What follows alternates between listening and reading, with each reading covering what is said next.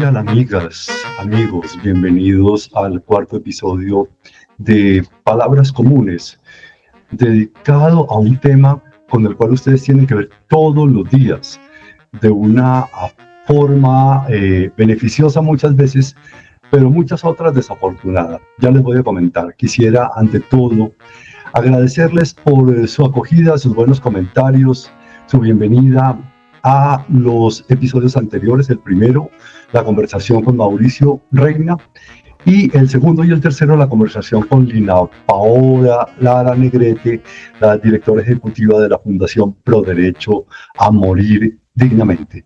Muchas gracias por acompañarme, por suscribirse, por sus comentarios. Y bueno, el tema de hoy es bastante particular. Es el servicio público y los servidores públicos. Son aquellas personas, funcionarios o empleados públicos que atienden en los puestos del Estado de todo tipo de jerarquía, desde las embajadas, los consulados, hasta aquella ventanilla donde un funcionario puede atendernos con amabilidad o puede causarnos una verdadera pesadilla que arruina nuestro día y nuestro deseo de cumplir una función que el mismo Estado nos propone. A veces eso se soluciona de una manera que solo empeora el asunto, y es sobornando a los funcionarios para que hagan las cosas que naturalmente deben hacer. Muchos estados han optado por hacer de los puestos públicos una forma de proselitismo, lo que Gustavo Álvarez Gardiazabal denomina las cooperativas de contratistas, y lo que Mauricio Cárdenas también resalta como el empleo militante. Contratos de personal del gobierno en 2024 crecieron más que en la pandemia, con alto costo fiscal.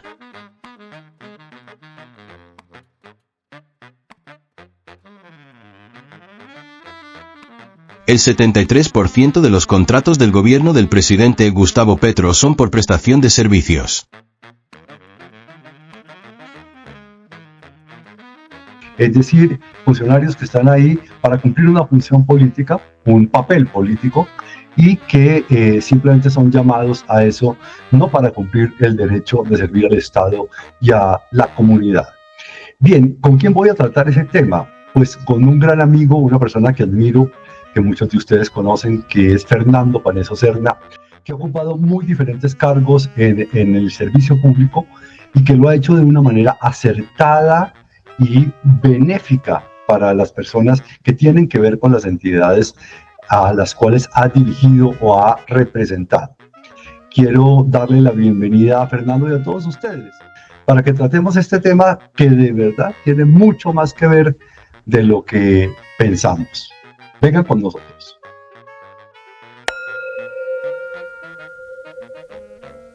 La idea del funcionario público o del empleado público es muy distinta del servidor público.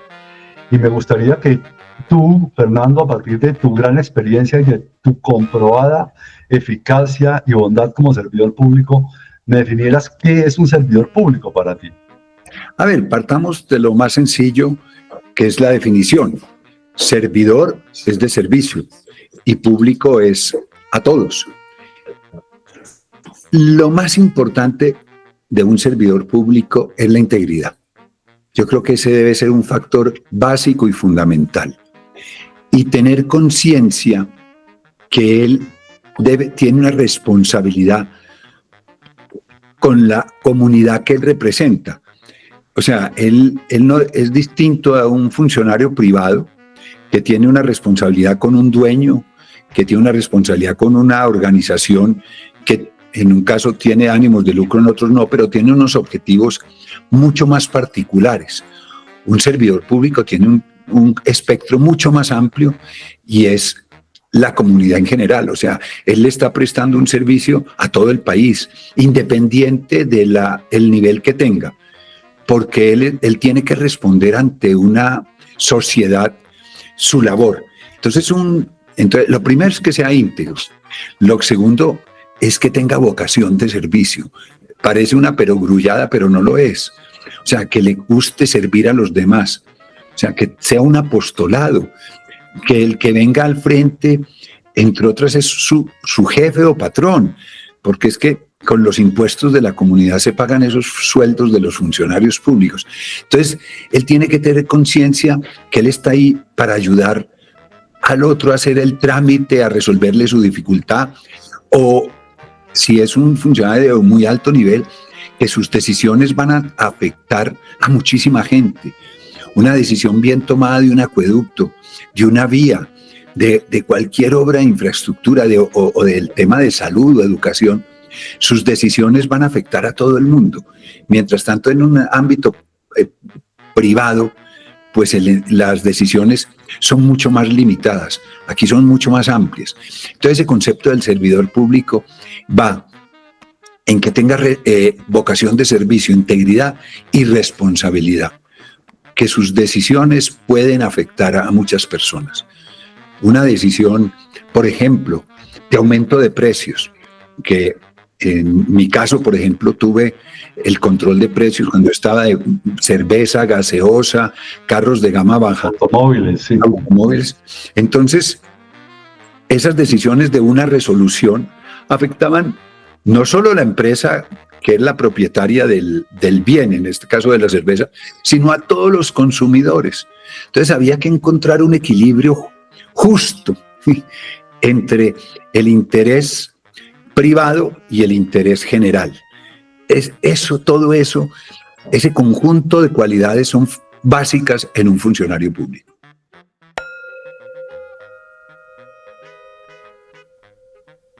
Mencionaste el concepto de vocación y yo quiero unir a esa importante categoría la formación. Y me gustaría que nos hablaras en tu casa, en tu familia, tus allegados, cómo se permeó una cultura de servicio, de interés por los demás, para que tú lograras después desarrollar ese buen ejercicio de servicio público que hiciste en tu carrera. A ver, una cosa muy importante en la vida es el ejemplo. A veces lo minimizan, pero el ejemplo es fundamental. Y lo que dicen muchos, no es con las palabras, sino con las acciones que se educa.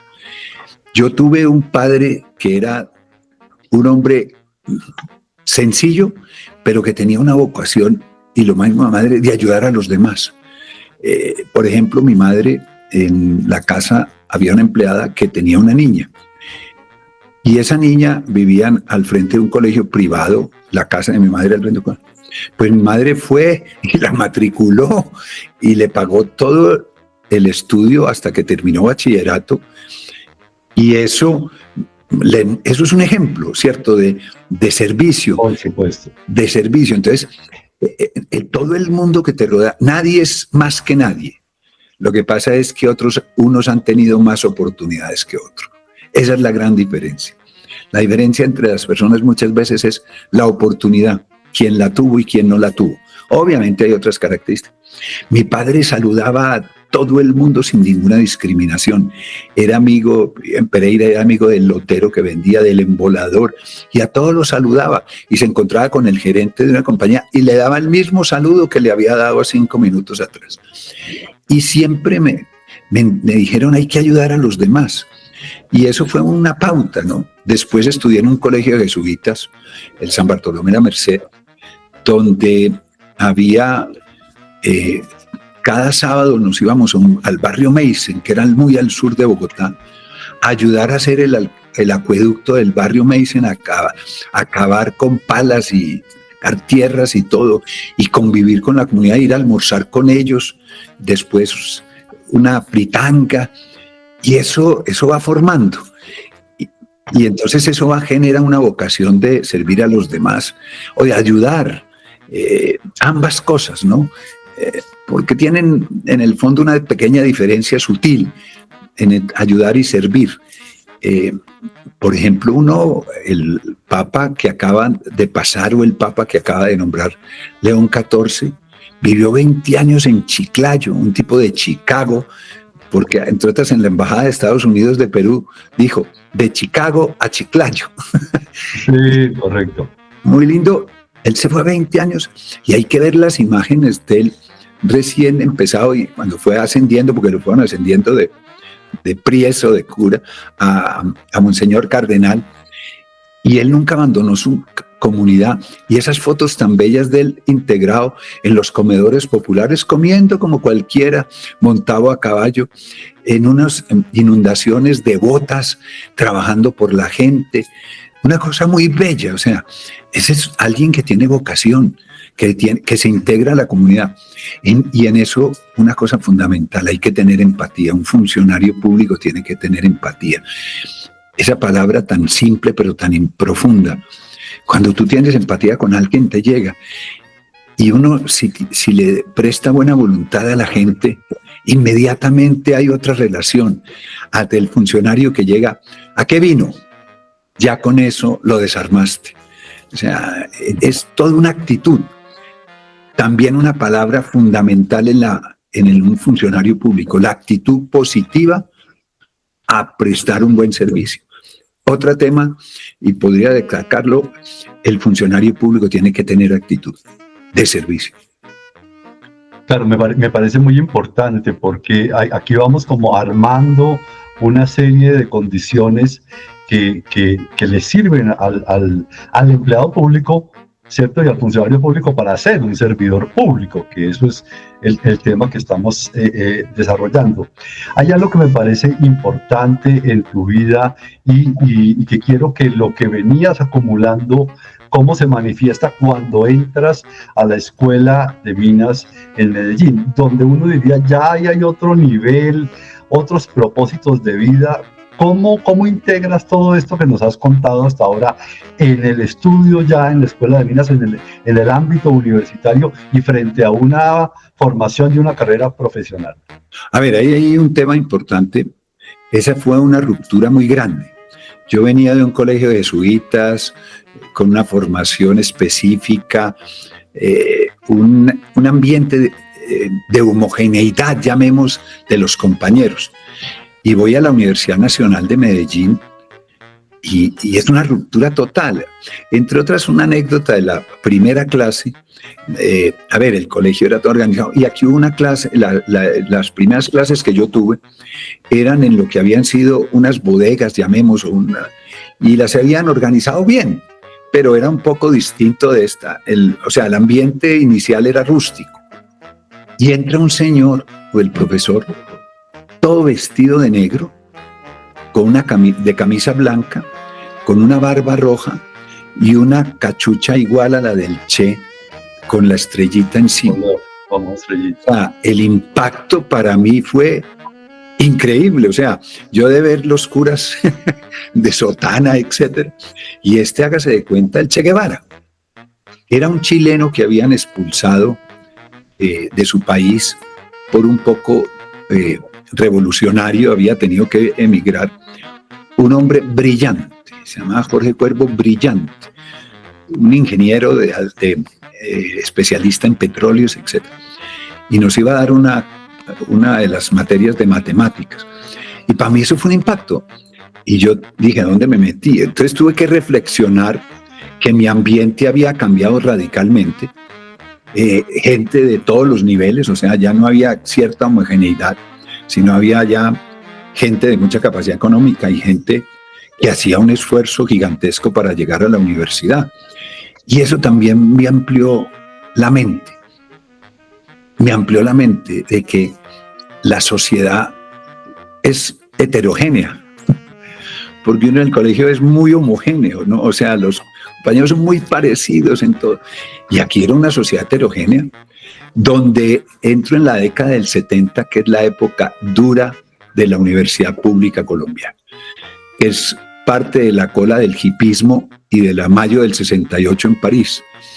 Pues hubo semestres que se perdieron completo, huelgas complicadísimas, quemada de carros, detención de compañeros de la universidad, izquierdistas, o sea, 2 creo que se tuvieron que ir del país porque los estaban persiguiendo. Algunos de ellos terminaron con una condena, porque muchos los cogían presos y a los 2 o 3 días los soltaban. Pues no les acá, uno le metieron una condena de 5 años por insultar la bandera de Colombia. Entonces es un hecho que me abrió la mente y vi que había una sociedad completamente distinta a la que yo me había movido inicialmente y que tenía que entenderla y comprenderla. Y el haber estudiado en la Universidad Nacional para mí es uno de los grandes orgullos y satisfacciones y aprendizaje. Yo le debo mucho a la Universidad Nacional, a la Facultad de Minas. Allí me formé. Entre otras, el lema de la Facultad de Minas es una belleza: trabajo y rectitud.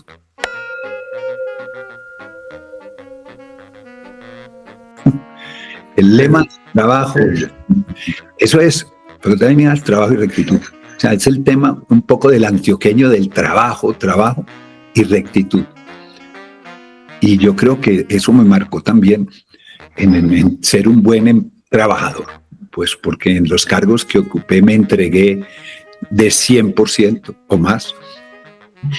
Y tuve cargos con mucha responsabilidad en mi vida de mover, pues de tomar decisiones económicas grandísimas. Yo fui director de presupuesto nacional y manejaba pues el presupuesto de la nación y no tengo ningún señalamiento de que yo me haya tomado un peso. Y eso es parte de la Facultad de Minas, rectitud. Y es otro tema, cuando decía al principio, integridad de un funcionario público. Desafortunadamente, mira, en los últimos tiempos, yo empecé la primera vez de funcionario público en 1979 y al país de hoy del funcionario público, no digo todo, pero hay una concepción distinta. La gente, en mi época, yo nunca vi en la época, cuando fui director de presupuesto, de planeación de Antioquia, presupuesto nacional, de gobernador, en ese tiempo, en el entorno no había escándalos como los que hay hoy. Y nadie, yo no me acuerdo de mis colegas de ese tiempo, ninguno involucrado en un hecho de deshonestidad. Era otra función. Ayer hablaba con una exministra, que ella fue ministra hace unos 20 años y volvió a ser ministra ahora con el presidente Duque. Y me dijo, miren, esos 20 años, cosas que me impresionan. Yo en la primera vez tenía un carro con chofer. Ahora todo el mundo es camionetas blindadas, independiente del nivel, todos es con escoltas, o sea, con una sensación de poder.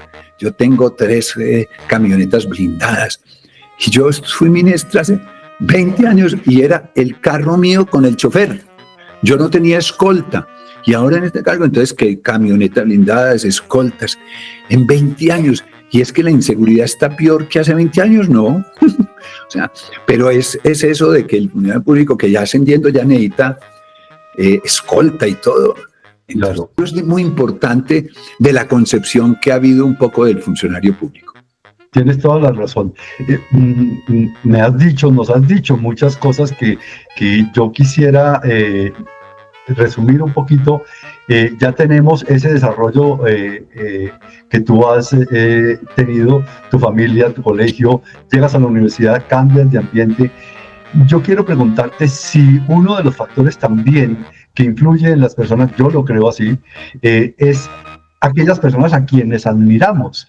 Me gustaría saber, por ejemplo, ya en la universidad, ¿qué tipo de personas admirabas tú? ¿Qué personas estaban, digamos, como en tu radar de decir, hombre, esa es una persona que ha hecho algo por el país, por el mundo? No sé, como tú lo admiraras. Sí, a ver, yo pues entro a la Universidad Nacional y es una universidad, llamemos, con clara sentido político.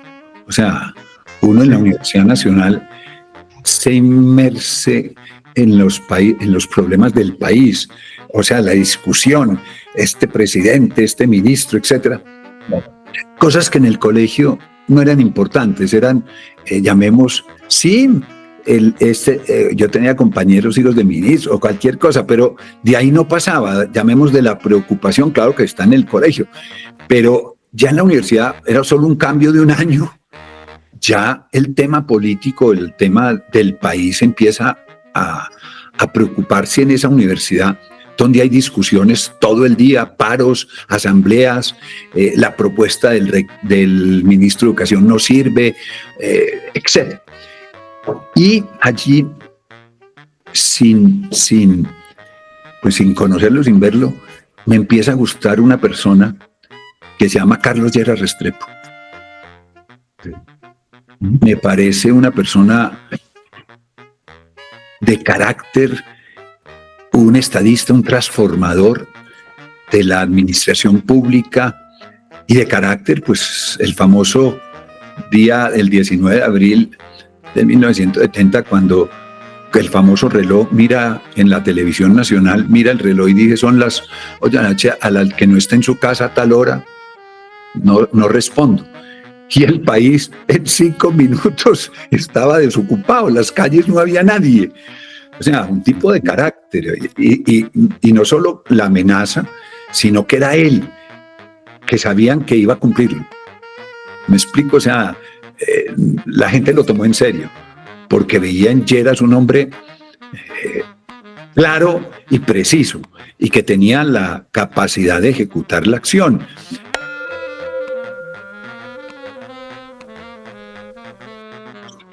Ya después, desde el punto de vista, por ejemplo, ya la vida me da más adelante un poco conocer a César Gaviria, que en ese momento era un parlamentario más representante de la Cámara Boreal, pero tenía una columna en El Tiempo, cada semana creo, de análisis económico, y era de una profundidad. Pues César Gaviria fue economista de la Universidad de los Andes y fue el mejor estudiante de su promoción. O sea, es un hombre brillante. Entonces empiezo a ver personas que me empiezan a llamar la atención por su capacidad. Y tuve la suerte en la vida de tener jefes muy brillantes. O sea, yo siempre le digo a los muchachos, ojalá tenga usted la suerte que en su primer trabajo o tenga jefes buenos. Yo tuve la suerte de tener mi primer jefe, una mujer, entre otras. Te digo que las pocas mujeres jefes que yo tuve en la vida, todas fueron profesional y humanamente impresionante. Y acabo de decir que no fueron pocas, estoy empezando a sumar mentalmente aquí y ahora hago la lista.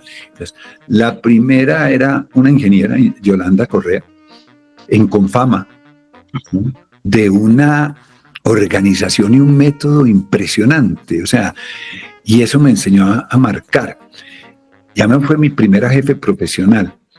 Y después, ya en la vida, cuando yo muy joven entro al sector público, entre mi primer empleo en Confama y el segundo fue montar a Comeva en Medellín. Y tuve un jefe magnífico, visionario. Otro concepto, la primera jefe era muy metódica, muy organizada, muy de seguir las normas, las reglas, con mucha capacidad. Y tenía ella un jefe muy creativo, pero después voy a Comeva, y me toca Uriel Estrada, que es el creador de Comeva y de toda esta organización gigantesca. Pero era todo lo contrario, no era metódico, organizado, sino un visionario. Un visionario que daba y generaba ideas y hacía y creaba empresas, creaba colegio, creaba financiera, creaba el tema de salud. Comeva es la primera medicina prepagada de Colombia. Él la creó. O sea, un creador de empresas y cosas revolucionarias. Pues Comeva es la cooperativa más grande de Colombia lejos, tiene 270,000 asociados.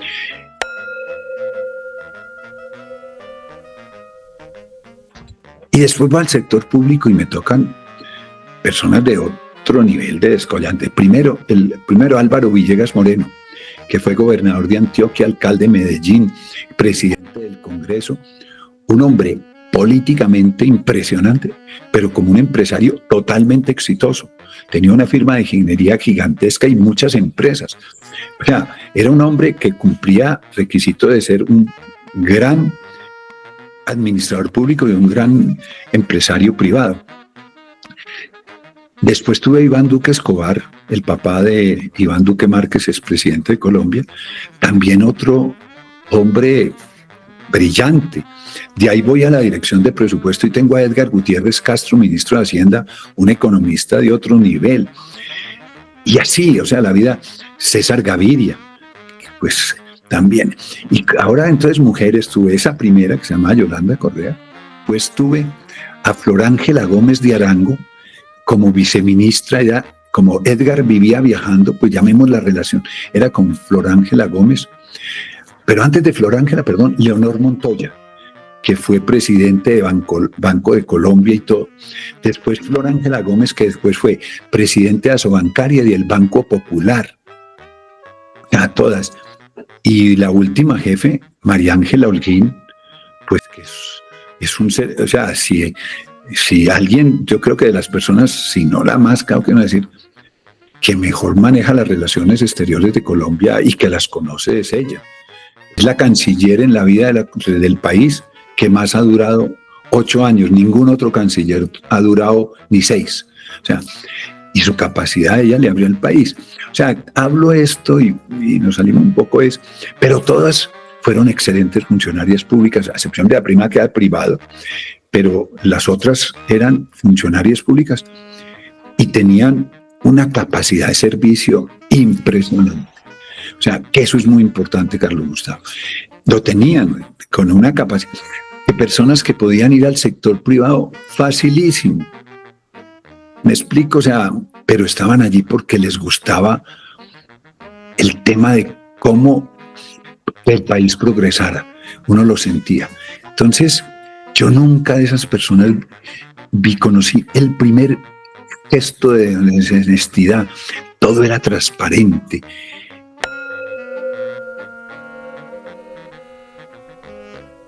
Yo no sé hoy qué pasó en nuestra alma colombiana en tan poco tiempo. Es que estamos hablando de hace 30 años, o sea, en nada. Y llegar a lo que hemos llegado en los últimos tiempos es muy duro, Carlos Gustavo. Y hoy sí, hay una frase que uno no creía en ese tiempo, 2 frases que uno se oye hoy, que yo nunca las oí. El CBY y hay que aprovechar el cuarto de hora. Lo oye uno. Entonces, eso es un poco frustrante, pero yo creo que hay que recuperar la confianza en las instituciones públicas, porque si uno mira en las encuestas, en The Inbamer y todas estas, la institución más desprestigiada de Colombia es el Congreso de la República. Eso no puede ser, y es la representación del pueblo. O sea, son los que están representando el pueblo porque todos fueron elegidos popularmente y es la institución más desprestigiada. Eso es muy triste. Me gustaría agregar a tantas cosas importantes que has comentado y también que sea una forma de preguntarte, la universidad ha cambiado. Es muy particular entender que ahora se matricula menos gente en la universidad y de ella desierta más gente se retira de la universidad. ¿Qué crees que ha pasado ahí, Fernando?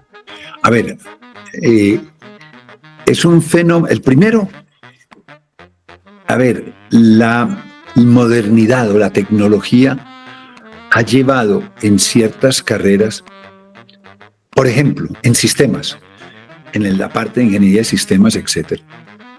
Hoy hay muchachos que toman 2 o 3 cursos de programas especiales, etcétera, bien sofisticados, y empiezan a tener un ingreso supremamente bueno. Especialistas en programas específicos.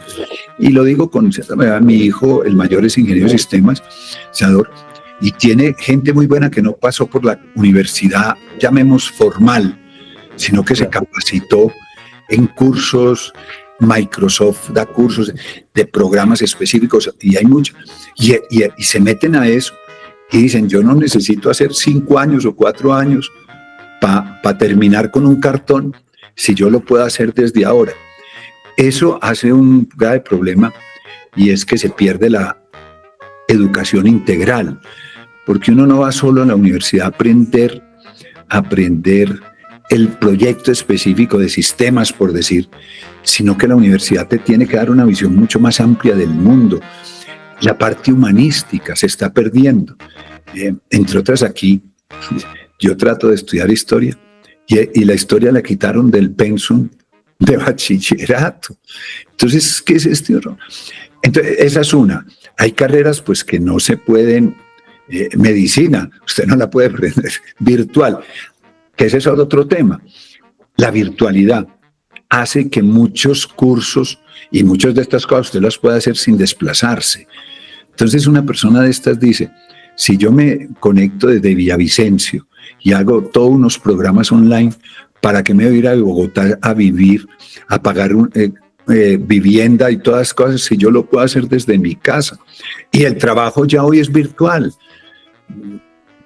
Hay empresas que son 200, conozco 200 personas y tiene una oficina con 23 escritorios o algo así, y solo hay 5 fijos, que es la de contabilidad, la de tal cosa. Los demás son los otros 18 escritorios, es para el que vaya a una reunión o a cosas y trabaja. O sea, nadie tiene ya puesto, sino son escritorios con computador para trabajar. El resto trabaja en su casa o hay muchos que trabajan en otras partes.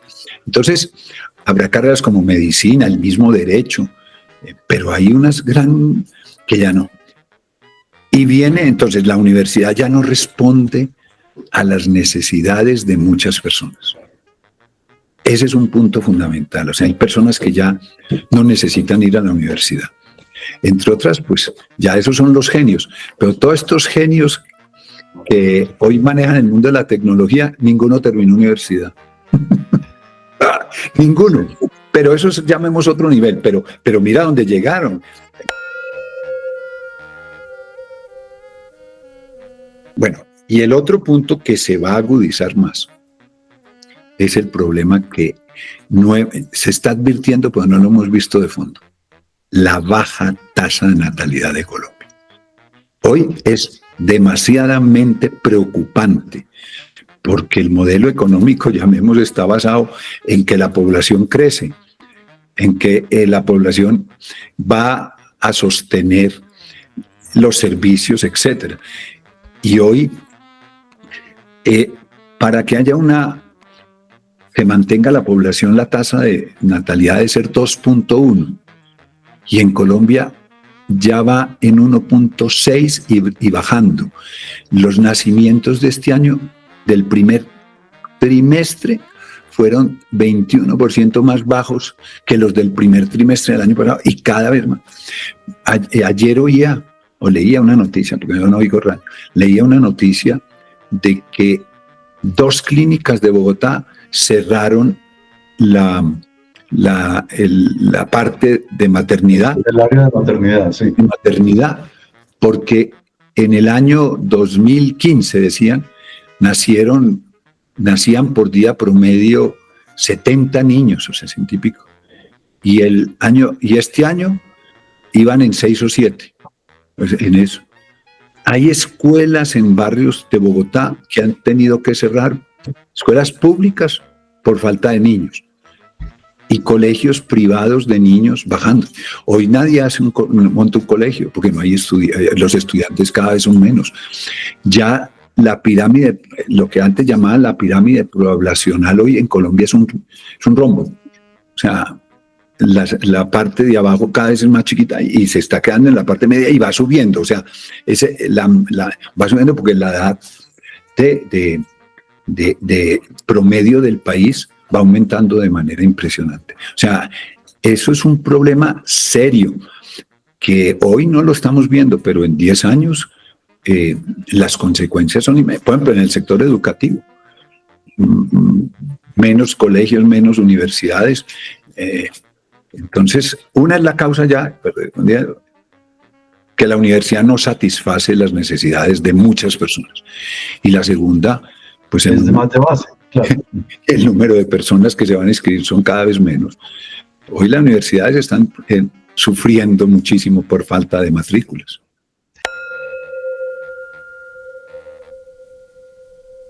Fernando, antes de volver a tu vida y a la relación con el servicio público, te haría la pregunta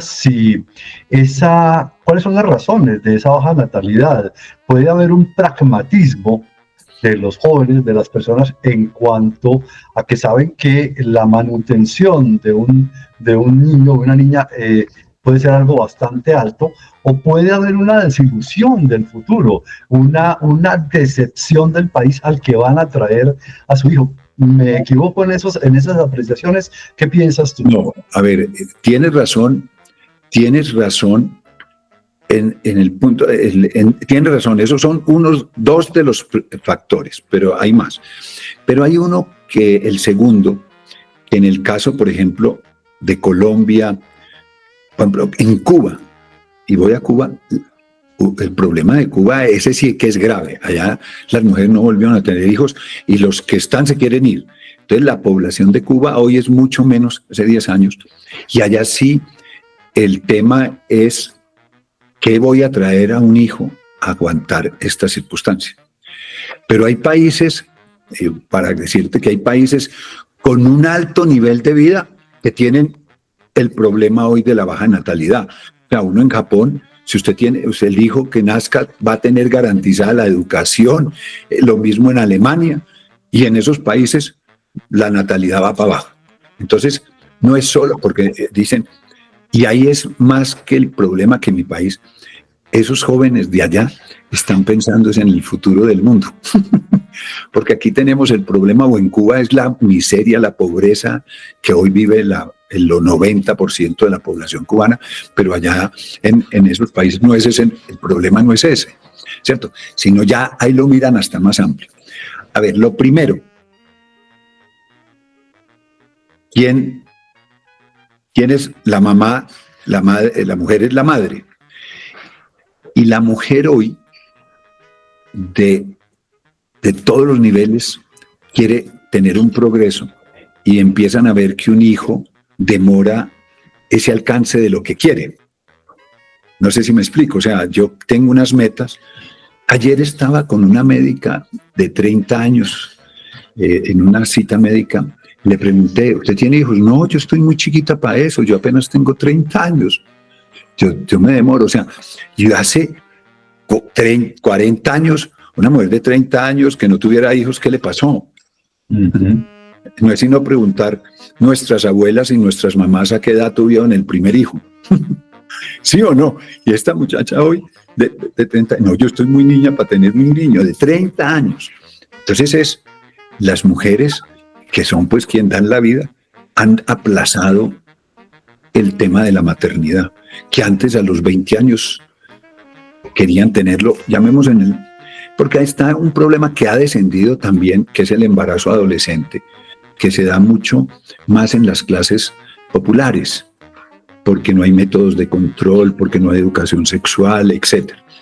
Y muchas veces porque son conocidos casos de niñas que dicen de 16, 17 años, de 15, es que nadie me quiere a mí, entonces yo quiero tener a alguien que me quiera, que es mi hijo. Se lo he oído a varias personas, a niñas, pues, ¿por qué usted tú? No, es que nadie me quiere a mí, yo sí quiero tener a alguien que yo quiera y que me quiera. Un niño. Bueno, entonces, la mujer que es quien da luz, ha aplazado su programa de tener hijos mucho más adelante.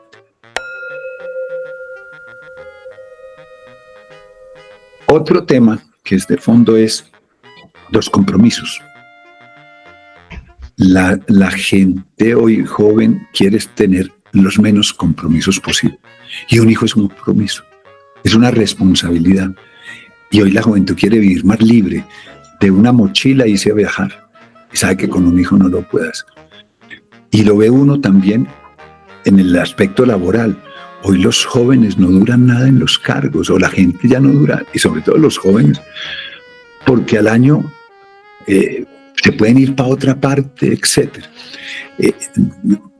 Las empresas que tienen carrera, como son las de auditoría y todo, se han encontrado con el problema porque le dicen, mire, aquí puede usted hacer esta carrera así, y a los 5 años ser no sé qué, a los 20 días, socio. No, yo no voy a quedarme aquí 20 años para ser socio de esta empresa, ¿cierto? O sea, entonces no, los capacitan y a los 2 años se van. Oigan, vengo a renunciar, ¿y para dónde van? No, yo tengo unos ahorros con la liquidación y me voy a mochilear a Europa. Y cuando vuelva, ¿qué? Yo busco, porque no tiene compromisos. Los muchachos de hoy, por ejemplo, la vivienda. Ya, la aspiración de un muchacho cuando uno se casó era tener casa, casa y carro. Hoy no. Los compromisos amarran, y un hijo sí que es un compromiso. Entonces yo primero prefiero vivir, prefiero pasear y después ver eso. Y el tiempo se va pasando. Entonces cuando llegan a tener hijo es uno. Entonces antes eran papá y mamá, ahora es uno. Entonces la población va disminuyendo. Y hay otro hecho que son las mascotas, que tomaron una importancia fundamental en la vida de los jóvenes. Hay familias que son la pareja y un gato o un perro. Esa es la familia. Y se consideran ya en los estudios de esas mascotas, son parte de la familia, en los estudios que se hacen. Entonces, y otro tema que quiero aquí profundizar. En Japón empezaron el estímulo. Hoy hay en estas ciudades, en estos países desarrollados con el problema de la natalidad, que para ellos es angustiante, los estímulos a las mujeres para que tengan hijos. Por ejemplo, yo acabo de tener mi primer nieto, la esposa de mi hijo es alemana, le dan 1 año de licencia remunerada. 1 año. El muchachito tiene garantizado todo. Salud, educación, todo. Muy bien. En Japón empezó lo mismo y las mujeres no tenían hijos.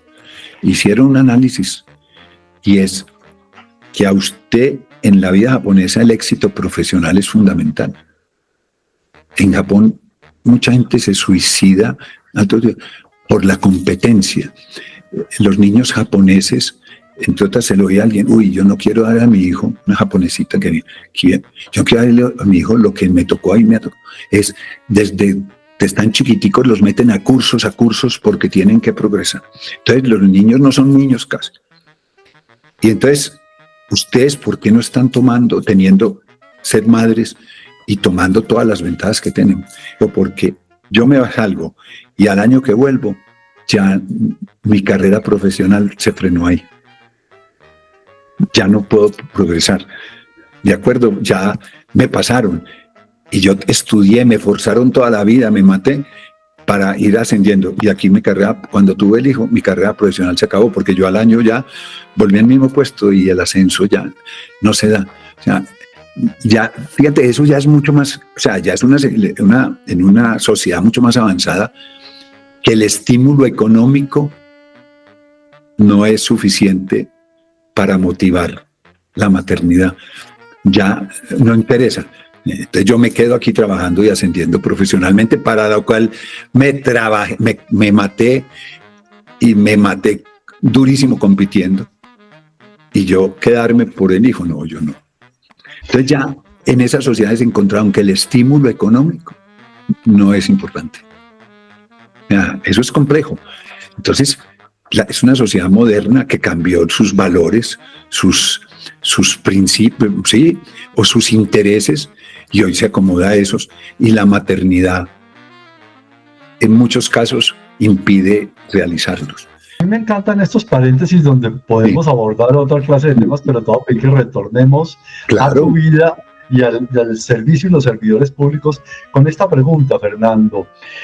Hay quienes piensan que desde el presidente de la República, o sea, como jerarquía, hasta otros cargos, no tienen por qué ser servidores públicos, son otro tipo de cosas. Y yo no estoy de acuerdo con eso, y quisiera preguntarte, por ejemplo, ¿cómo es el servicio público para una persona en el cargo del director nacional de presupuesto? Tú eres el hombre de la plata en este país en un momento dado. ¿Cómo se ejerce el servicio público en un cargo que, digamos, por nombre y por características no tiene esa noción o esa claridad de servicio? Esta conversación sobre el servicio público y los servidores públicos hecha con un gran servidor público como es Fernando Palesso Cerda, merece una segunda parte. A esa segunda parte quiero invitarlos para que nos acompañen en Palabras Comunes. Nos vemos entonces.